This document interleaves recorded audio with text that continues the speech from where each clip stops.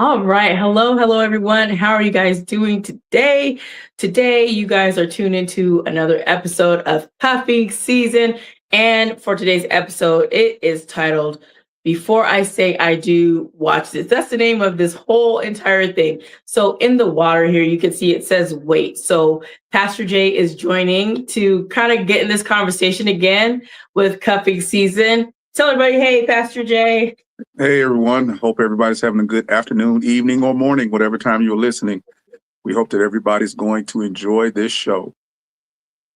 Absolutely. So we're going to get started and we are going to be diving into a lot of conversation about some of these pressures that we as people in society kind of have. And cuffing season also adds to that. You might think you're doing something right, and it's just the pressure of everything. The holidays, is this the right time to do this? I guess this is the next best step. But we're going to jump into that and see, is this really the next step for you? And that's for anybody who's thinking about, okay, what do I do next in this situation? Whether you're dating, courting, getting ready to marry, all those things. We're just going to talk about it. Okay, Pastor Jay, let's dive on in. Well, I think we start with the fact that, even in today's society, it seems as if there is a pressure to get married. And the pressure comes from many different angles. Some pressures are from family members saying that you should get married, especially from a woman's side or a man's side. You should get married. And they never really give you the reasons why, other than the fact that's what they did and that's what you should do. And yet, a lot of you see that you can determine just by looking at them in their everyday life that they're not happy, right? They're not satisfied in their marriage. And they want you to jump into the pressure boat or the love boat with them that's not really love. And you're wondering, why do you have this pressure? Why do you feel that you're pressured? You're independent, you have your own job, you're dating or whatever. And now it's like, now you got to get married. And T, I guess approach it from a woman's perspective.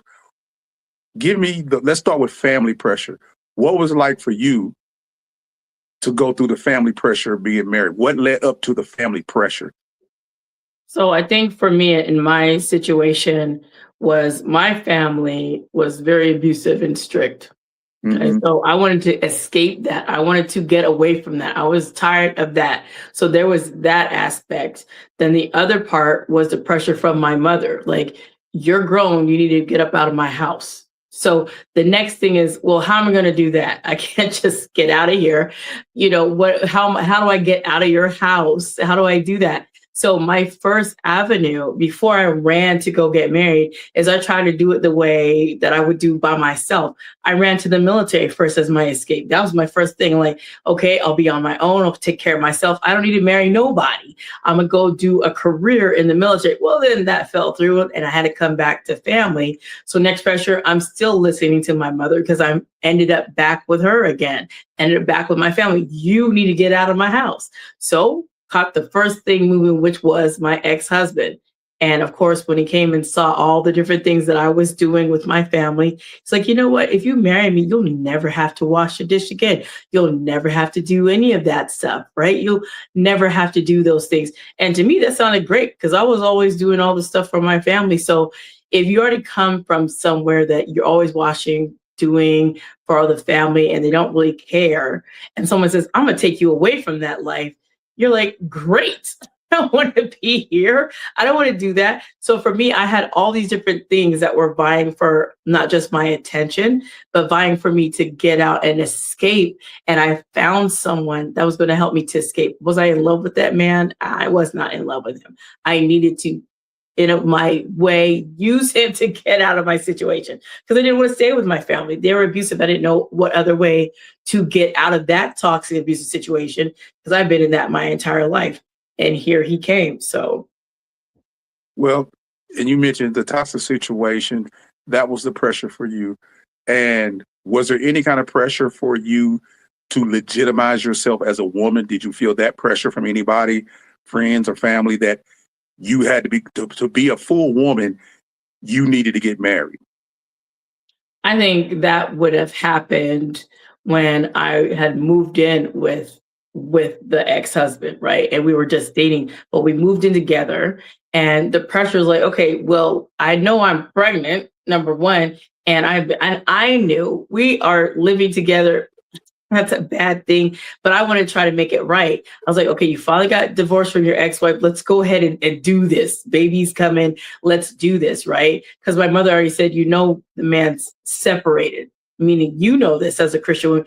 He's separated. He's not divorced, right? You know that. Mhm. So the way we started is kind of the way it ended.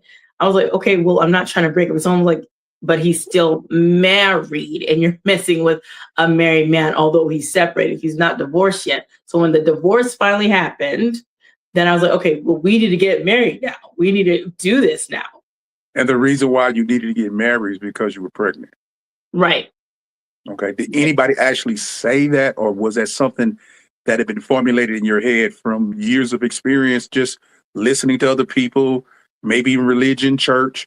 Was that, you know what I'm saying? It's like sometimes we come up with answers. We don't even know how we came up with them, but it's really the pressure from society and from maybe religious circles that make us do something that we really haven't thought through, but we think is good. I mean, we think that's what we're supposed to do. So where did you actually, I see the escape. Mm-hmm. The part of you getting married because you were pregnant, where did that come from? So I believe for me that came from the church where my grandmother was attending. A Baptist church that she was attending. And there were a lot of, at the time, teenagers there that were pregnant without a husband. And you would always hear the conversation from the elders and from people saying, and they would whisper in the background, here she is, pregnant, staying with her mama out there. And they say all kinds of nasty things about these young ladies. And I'm like, well, I definitely don't want that. So that formulation of that kind of mindset came from hearing all of the old school talk from all those people that were in the church, men and women, speaking, ill of whichever young lady found herself pregnant, not married, and just walking around church in that way. And see, so we got the escaping of your parents. We have the religious part, and socially wise, amongst your peers. Was your peers or your friends encouraging you to get married?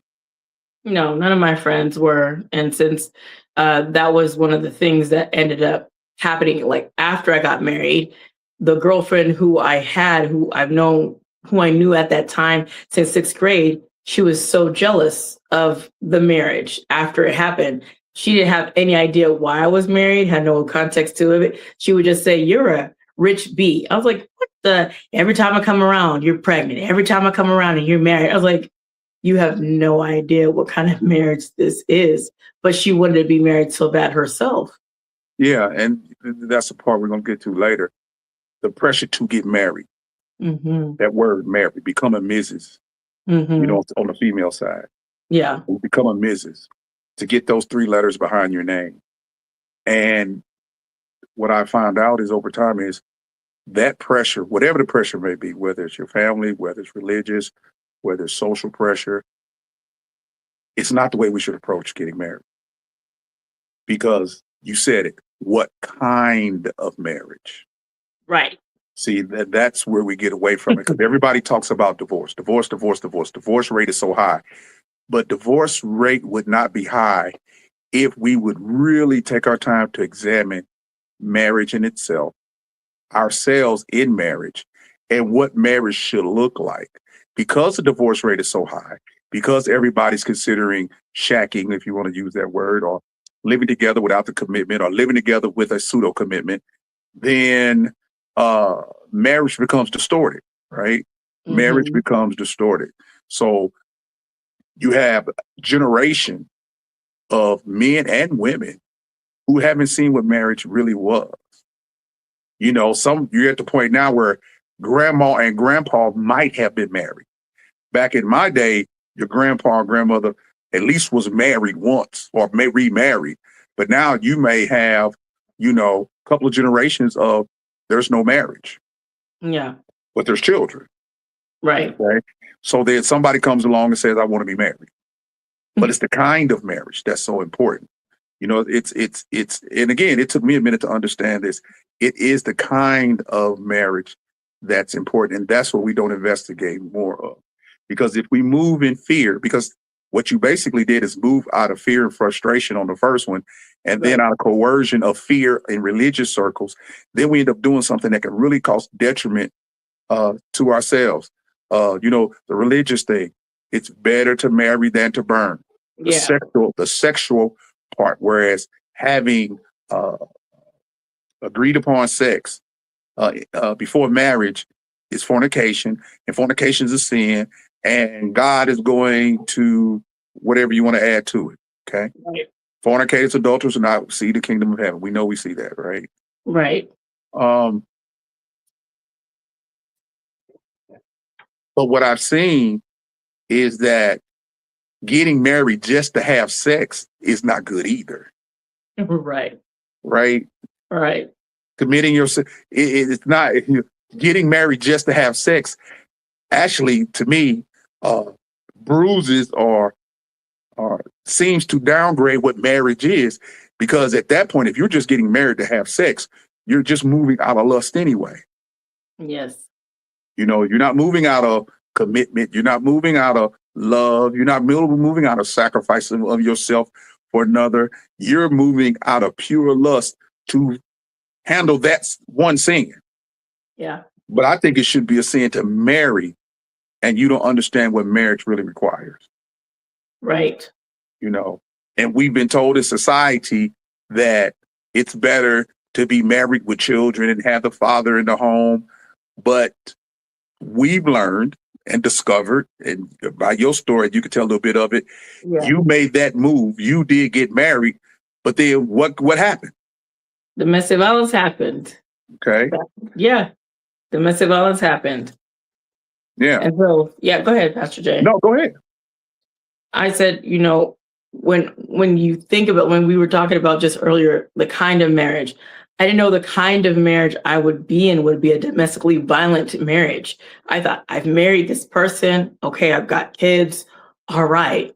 But as soon as those doors close, nobody knows what kind of marriage that you're dealing with and the type of person behind those doors.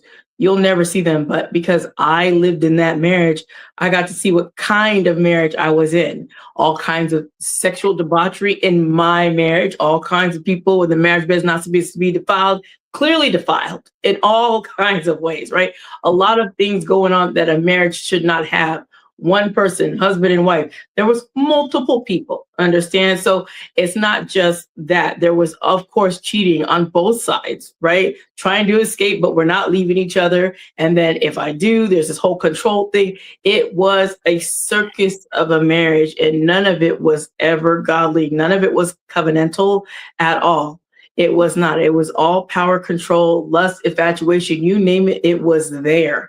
You name it, it was there. And that kind of marriage, I wouldn't wish that on anybody. I don't wish the abuse. I don't wish you to see sexual things happen before your eyes, because you get to watch the cheating happening, but you agreed to it now. So you can't say nothing, because I'm not doing it behind your back. It's right in front of your eyes. So you can't say I'm behind your back, because I put it front and center. So you know that I am showing you that you can trust me, because I'm going to bring the sin in front of you. So I don't have to cheat behind your back. You can just watch it, and I'm not lying to you.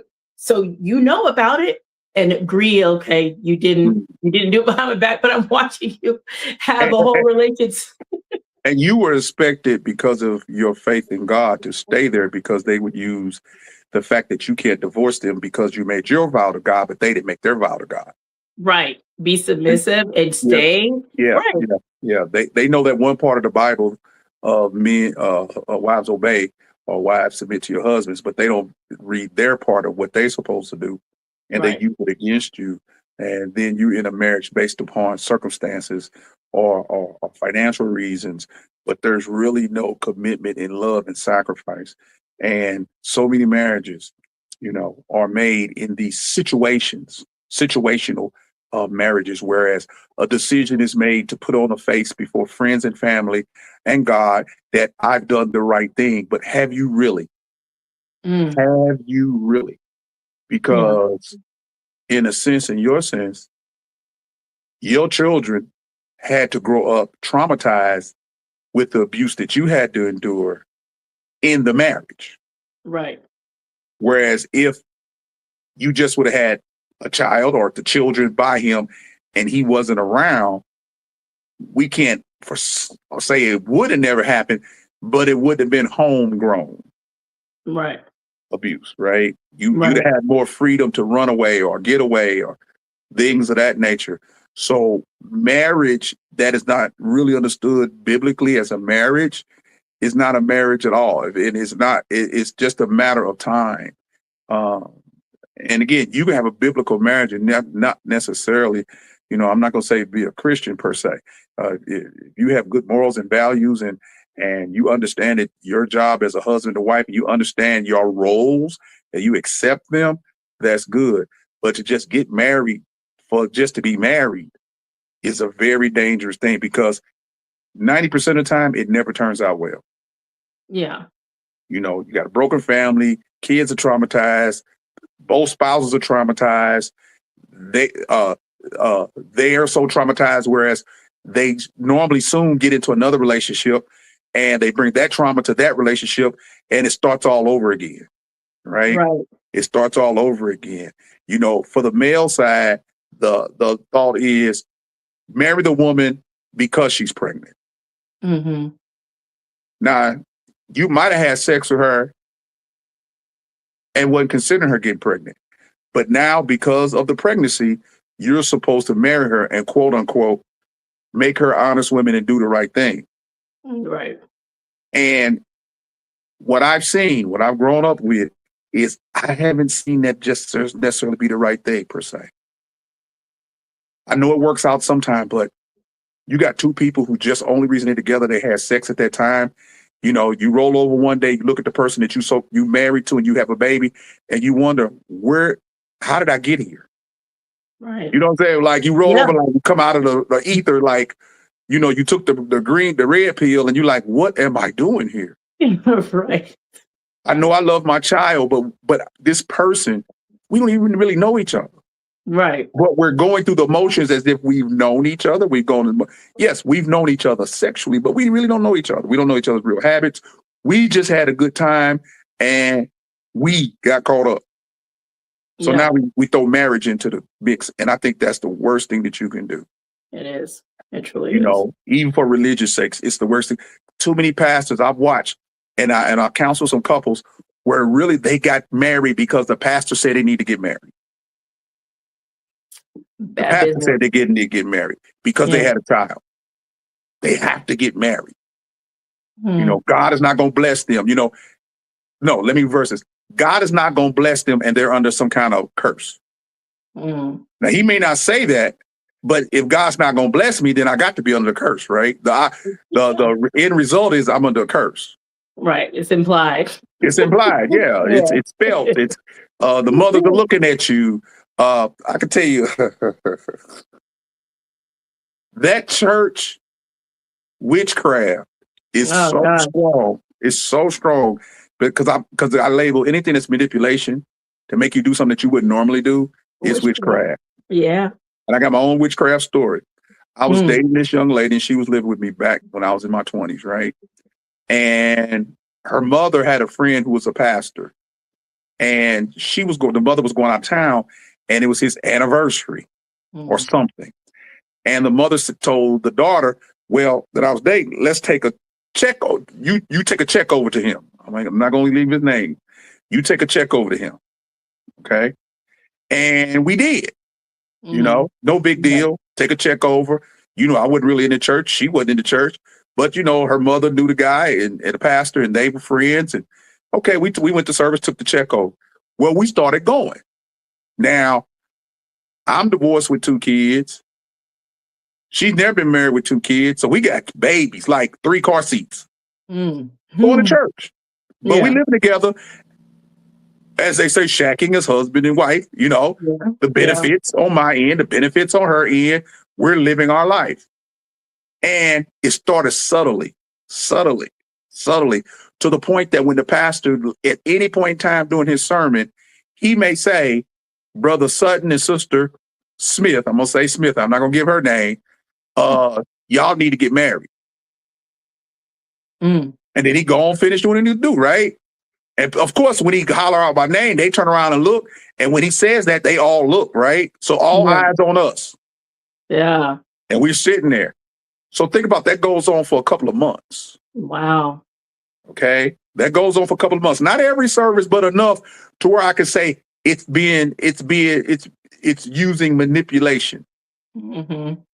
Now, I'm a strong-willed person, but you got to be careful inside these churches because you could be manipulated and you don't even know. Like I said, because I like the church, so I trusted the pastor. And this is before I was saved, y'all. So just, I'm just going to church. I'm thinking I'm saved, but I'm not, right? So I believe everything the pastor said. I believe the pastor holy and all that good stuff. So we're not going to go down that road, okay? So all of a sudden, I will never forget this. Something in me, and I don't know what it was, made me get up in the middle of the church, like, thinking we sitting like 5 pews back, then there's 5 pews behind us, so we're in the middle, right? Yeah. So I get up, Pastor, I want to say something. And I get up and ask this woman to marry me in front of everybody. Wow. She looks up at me and is like, what? I can't believe I've done that. But again, I didn't open my mouth. Yes. Okay. She didn't say nothing. Mm. I opened my mouth. So now, everybody going crazy, everybody clapping, she just looking. And when I came home, I went over my dad's house and he was like, you did what? Mm. And I'm not going to say the cuss words he said, but basically he said, why you let that chilling eating pastor make you convince you to do something that you ain't ready and didn't want to do? Mm. And then it's like I woke up like, I can't believe I did that. Yeah. I cannot believe that the pressure of being in church made me say that. Mm-hmm. My dad said, don't let anybody pressure you, like especially in church. Yeah. Thank God she was smart enough to say no. Okay. She said no, and that's fine. But that saved us a lot of problems because we didn't stay together no way. Yeah. Right? Yes. We didn't have any children together, but we didn't stay together no way. Yeah. So I know the pressure that can be put on you in church to do something that on the surface appears good, but it needs to be investigated, thought about, contemplated, prayed on, counseled through to make sure that you're making the right decisions. I've seen women marry unsaved men, that, and that's a whole nother fiasco. Oh, yes. Where, that's part of our cuffing season.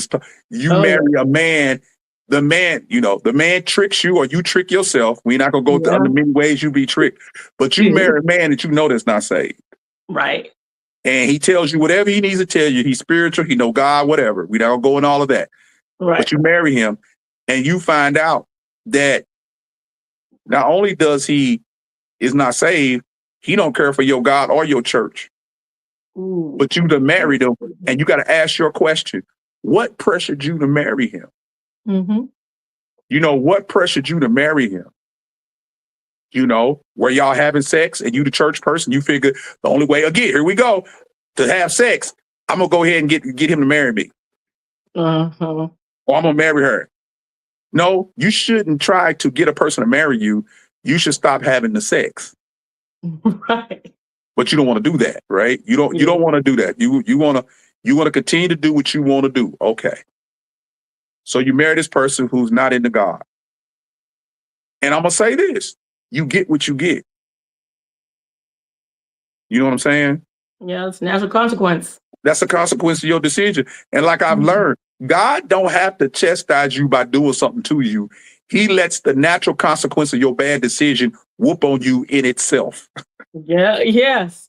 While you worried about God coming down, spanking you having to live out your bad decision to marry a person that you shouldn't marry is consequence in itself.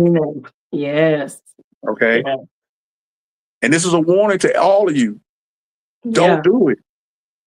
Marriage is too precious to do this haphazardly. Right. And just because you've been living with somebody for a long time and have a baby, Either one. Why? Why?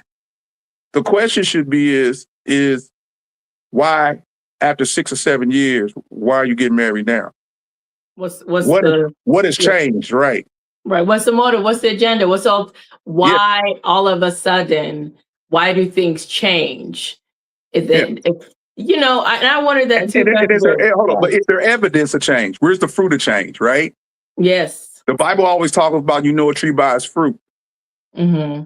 Okay, not by its bark, by its fruit. Yeah. So if not, and I mean, I've seen women take insignificant change as major change because they want to be married. Like, I'm just being silly. He started picking up his clothes now, and I don't have to pick them up. Oh man, he's committed. What? All he did was start picking up his clothes. Yeah. Oh, he started talking to me a little bit more. That doesn't mean anything. Don't you have standards that, and both sides of this equation? But the woman gets hurt the most, especially to a Christian woman, when she marries an unsaved man or a man that is not ready to be a husband. He may be saved, but not ready to be a husband. And there's no honest conversation because he doesn't want to lose face because he cares for her, but he doesn't want to tell her, look, I'm not ready yet. My hat goes off to the men that actually just go ahead and say, hey, I'm not ready yet. Or the woman that says, I'm not ready yet. Or why don't we live apart and see if we really want to be married? Yeah. I'm gonna let you be a good father. I'm gonna be a good mother, but we don't have to be in the same household like this if it's going to cause trauma. You don't have to be, But you was getting ready to say something. What was you going to say? I was gonna say when you had shared a person cares for a person, Mm-hmm. that's a very stark differentiation between someone who loves for a person. There's love for a person, and then just care and concern, totally different. Because then you have someone that might say, well, I care for you and I will tolerate you, and then disguise that and put love over it. But is that love? Is there any sacrificing on the other person's behalf? And is there that what you just shared too about will you wait? Will you wait and take a step back? Sometimes we need to be still, let God be God. And on top of that, be still and just find yourself and find some peace. Like, let's separate for a minute, go to our respective corners, whatever that means, you over here, me here, and let's just sit and think, what's the rush? If we are going to get married, we have all of our lifetime to be married. But until then, why don't we just take a beat, take a moment, and just think about it? Is this really what we want to do for real? Yeah, and set standards that can't be crossed. That you have to have, and traits you have to have in your husband or your wife. Mm-hmm. And again, for the ladies, this is really key because you're the ones who drop your standards. Because let me tell you something, and I want to challenge you on this, ladies. Save men. Save blood-bought men. Give their life to Christ. Don't care what their life used to be, they can give their life to Christ and walk with God a little while. Okay? They become mature in their faith, and maturing in their faith and moving forward in faith. Very attractive, very good man. Let me tell you what he's not going to do. He's not going to lower one standard to marry an unsaved woman. Mm. He's not going to go down that road. He's not going to believe that he can turn a hoe into a housewife. That sounds cute, but he's not going to do that because he understands who God really is, and he knows he could be a great example and guide. But if she's not saved, he's gonna get what he get. Mm-hmm. Okay, but you rarely, if ever, find saved men marrying unsaved women, but you find a boatload Of women. of saved women dropping all of the standards, everything that they know, even if they marginally church members with standards or standards without church, they'll drop them just to get them 3 letters by their name. And I know some people who are miserable. And the man's not cheating. He's just a hub son. You know, he's not cheating or nothing like that. You know, the extreme of the domestic violence. But Yeah. if you had, you know, and I asked these women in secret, would you marry these guys again if you knew what you knew? And all of them has said no. Oh yeah, of course. All of them have said no. How soon is their nightmare? Their Yeah. nightmare that they have. Like 3 years in, 6 years in, 10 years in, and the answer is no. no. Yeah. No, I would not have. You know, I wouldn't have married them. But I proposed to them. But you knew that they were like this. You just didn't know to what degree. Yeah. Right? Yeah. Mm-hmm. You Can't knew that plot they were out like everything. this. You thought that you was gonna power range them into the faith. No. No.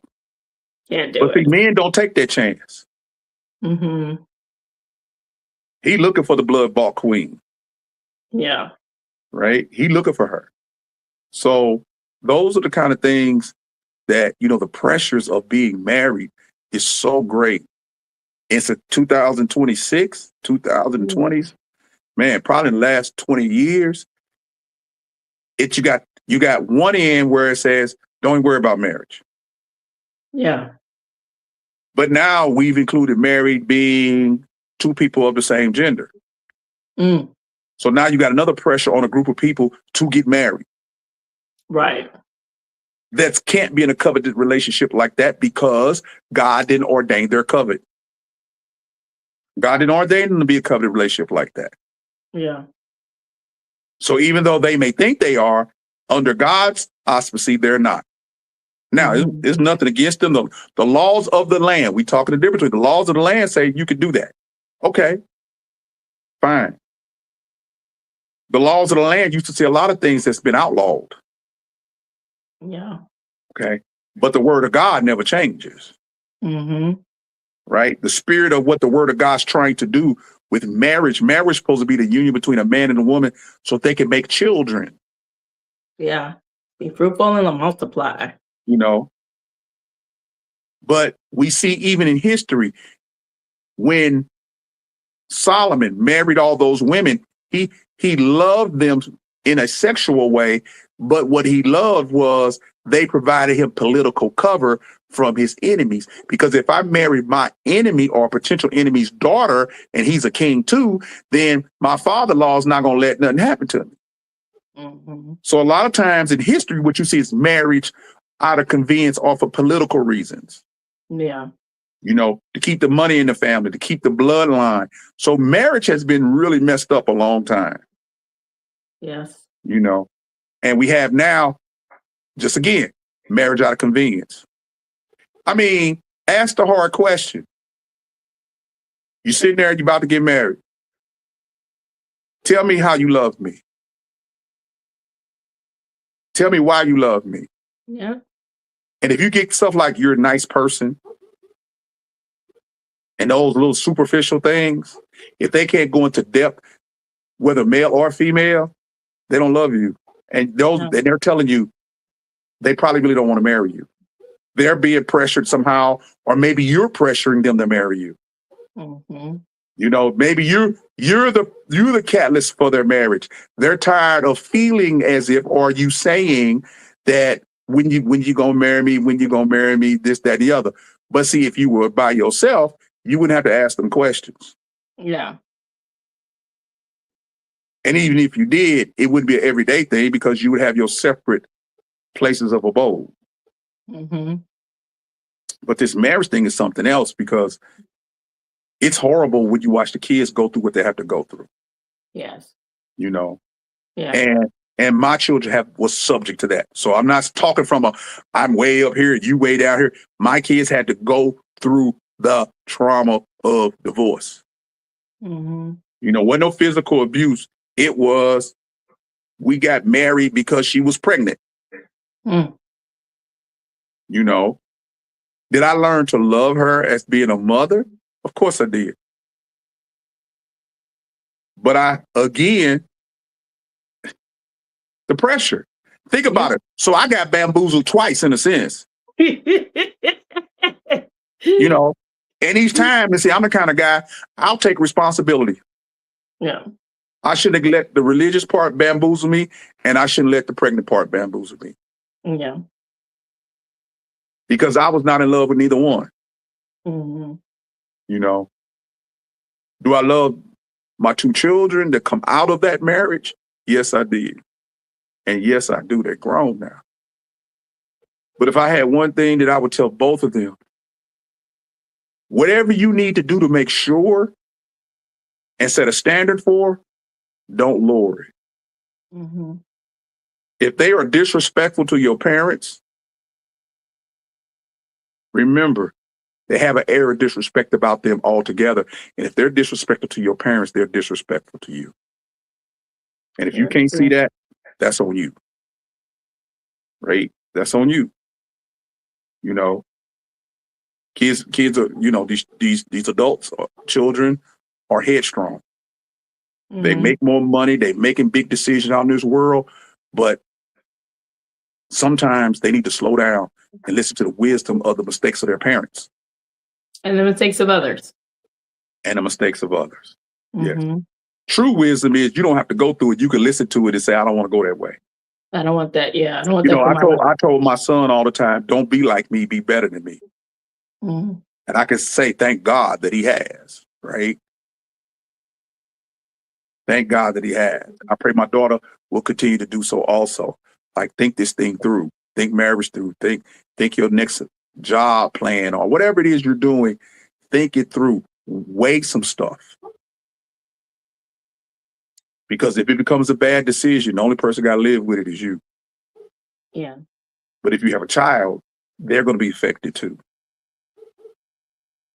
So if you guys, you know, and I'm going to say this, if you guys are living together and you're not married and it's peaceful, because, you know, sometimes that couple who's been dating and living together for a while, they finally get married. And for some reason, as soon as they get married, all hell break loose. Whereas y'all been together 6, 7, 8, 9 years, and now you get married, and just the getting married has changed everybody's position. Yeah. And normally it changes the man's position, because at that point, if the man hasn't matured, trust me, he feels stuck. Mm-hmm. And he's not man enough to tell you that he feels stuck. Nothing really has changed, but now you're his responsibility. Now, he was able to say you were his responsibility, but in legal, you weren't. Yeah. But now you're married, you are. And see, a lot of times, men are the ones who end up feeling like that.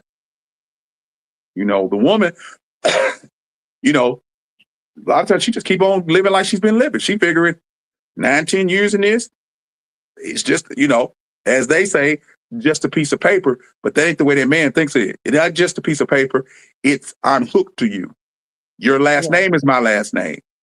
Mm-hmm. You know, you know, you can get half. You know, those type of conversations need to be had. You know, and if either side feels like that, that's where the prenup comes in. That's where not putting, you know, you were saying, we were talking earlier today, maybe some couples in certain situations with certain financial successes and jobs, maybe they don't need to put everything in each other's name.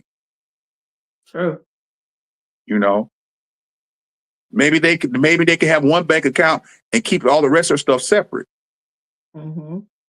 You know, accessible upon death. You know, you can do a lot of bank accounts and stuff like that, like pay upon death. Whereas once you die, then you can have access. But up until then, that's going to stay over here in a trust or whatever. You know, protect yourself. But then they will say, well, if you're going into a marriage, why should you protect yourself? You should go in open. That's not a good idea in 2026. Yeah. You know, this is not Leave It to Beaver. Yeah, this is not those Brady Bunch. Yeah, those times are come and gone. Yeah. You know, men are ruthless, women are ruthless. Right. And some of these marriage fights, these divorce fights, has just caused major problems to the psyche of the children and their family members. I mean, whole families are going at each other because of a broken marriage. Right. Devastation. Devastation, scorched earth. Yeah. I'm a hurt. I'm gonna have everybody hurt. Men and women have been locked up because their emotions have gotten the best of them in a marriage. And they figure they had the right to go pillage, hurt, harm, and destroy property. And then they end up in jail. Some end up losing their career because they're out of control. Because they look at marriage as property ownership, not as a person willing to be in this relationship of covenant with you. This covenant relationship with you. So yeah, it's crazy. You got to be careful. So, I just say count. The Bible says count up the cost, right? Yes. Please count up the cost. Think about it. Please count the cost. Yeah. And hey, and where there's pennies, don't try to make them dollars. Because that makes no sense. It makes no sense. There you go. Where there's pennies, don't try to make them dollars. Yeah. Those are pennies. And you're gonna need 100 of them to make $1. Don't be looking at it like, ooh, that's a penny. But you know what? In the name of Jesus, it's gonna be $1. No, don't do that to yourself. Don't do that to yourself. Don't do it to yourself. And for church folk, don't let no woman or man tell you they didn't have a dream and they didn't see y'all together and all that stuff. I mean, oh my God. Yeah, can we just in 2026, can we not say God told me to tell you that you need to get married, or God told me to tell you I need to talk to you, or listen, if God didn't tell you directly in his word by a memo directly to him, God ain't tell them nothing to tell you, because there is nobody that you need to talk to except for you and Jesus, straight that way. Why some kind of sideways horizontal connection? God told me to tell you that I need to come and no, you don't. Just stop speak it. to me plain. Just stop it. Just say hello. Yeah, the church folk, those who are in the cult of church, they don't know how to speak plain. God is always talking. And if you notice, God is always talking to them, but you look at their life and the life has no fruit of God always talking to them. Yeah. No chastisement at all. It's just all no correction. I've been assigned to tell you something. Like, well, you the one got your shoes on backwards. Did God tell you about that?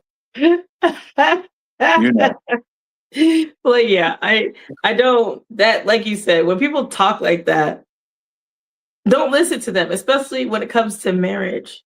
That's super serious. Like, please don't listen to them. If somebody somewhere has given you some kind of phraseology like that, take that and put that in the garbage, and then say, you know what, they said that. I really need to take a time and pause. And why am I doing this? Why do I even want to get married? Like, life is good. Do I just need to find my own space? Think about, like Pastor Jay was saying, you need to do some self-evaluation, awareness, and think logically, rationally, away from the situation. Because sometimes when you're in that situation, everything around you is saying, do this, because even where you're living and it's a situationship, you're not going to be able to think clearly in a place where both of the parties are together. You're not going to be able, you need to go away from that situation, take time away, go somewhere, even if you have to go stay with family or something for a little bit, take some time away and really sit and think. Right. What am I doing? And evaluate. Yeah. Think and evaluate. Right. Yeah. Right.